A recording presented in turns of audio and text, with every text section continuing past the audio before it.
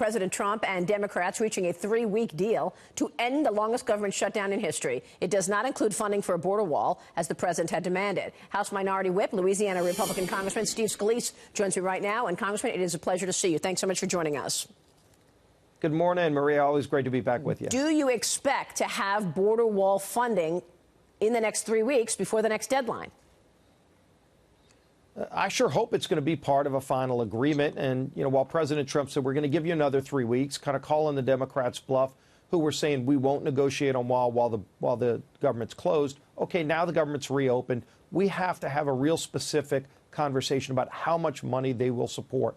President said, and it's not the president, it's our experts who protect the border who say it's going to cost $5.7 billion for all the technology, including wall.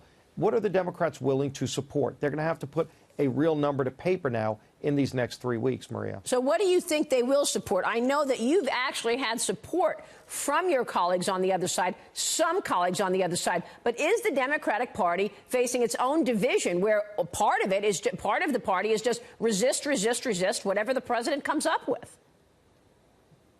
Yeah, I think we were starting to see fissures. And in fact, you saw even the House Majority Leader, Steny Hoyer, saying physical barriers should be part of the solution. You had committee chairmen on the Democrat side saying give the president the money for the wall. And so I think this growing drumbeat got Pelosi nervous. But at the same time, she's going to now have to confront it, because in every negotiation I've been in, when we've had meetings in the White House with the president, when pressed on what amount of money will she support, she always said, I won't talk about numbers while the government's shut down. OK, now the government's back open. It's time to get serious about these negotiations. Hopefully there is a State of the Union that happens in the next 2 weeks, which I think there will be. And the president can make even a stronger case to the rest of the country, because it's that growing support across the country that ultimately will push more Democrats to our side. Now, wait a minute. What do you mean that you think there will be a State of the Union? The American people want a State of the Union. The State of the Union was supposed to be this Tuesday. It feels like Nancy Pelosi has bested the president, obviously. She now forced him to not have the State of the Union this week. I'm being told it's going to be February 5th. Is the State of the Union happening on February 5?